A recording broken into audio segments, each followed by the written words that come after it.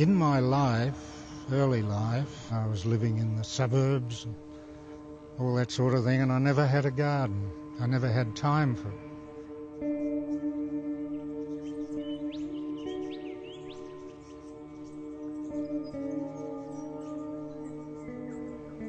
I swore then that if I ever got the opportunity, I'd like a big garden and one that I could put a water feature in, grow the trees, the great trees that I got to love.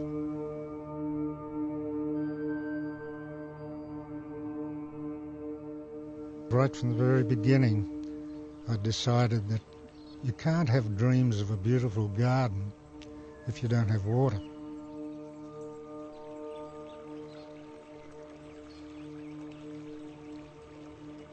On my 18th birthday, the 29th of October 1942, I'd made up my mind that I was going to avenge my father's treatment by joining to fight the Boche. It was jingoistic, I know, to think about it, but that's what we were thinking of. So I became an officer of the Royal Australian Air Force at 18 and went overseas to Europe, where things were certainly different.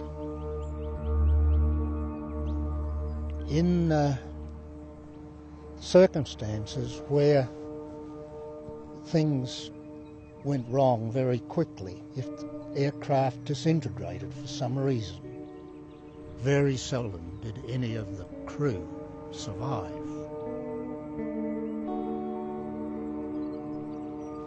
Well, the most unfortunate thing happened in our case. Coming back from Dortmund, my rear gunner, in his last words to me, he screamed out, "Jet, skipper, dive." They were his last words. In a fraction of a second, the 6 guys were out in the falling. At 20,000 feet, it takes almost 3 minutes to free fall to the earth.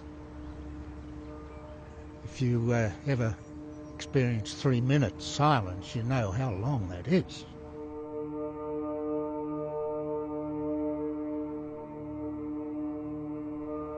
It was a snowy night on the ground, and a bit of light was coming through.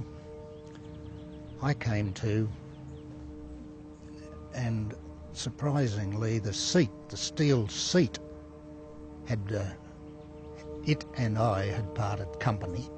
The chute was hanging off me, and I could feel it burning in the back from the explosion.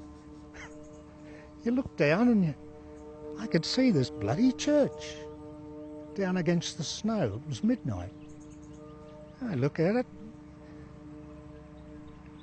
you'd never forget it. And I thought, cripes, if I don't do something, I'm going to land on that point. Rather than that, I had a go at opening the chute, and surprisingly it worked. About 1,000 feet or so, because I was so close to the ground, and came down in this bloody churchyard. Peach tree or something was there, it broke the fall.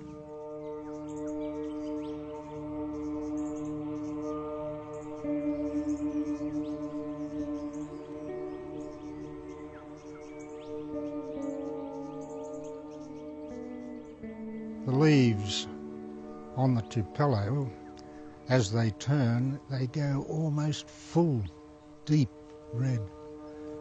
And then, of course, the liquid ambers, they're pretty good, and the pin oaks.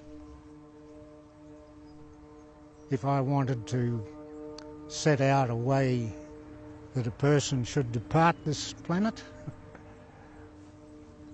why not depart from a place like this? I'd be happy. I'd be happy to be here and just nod off.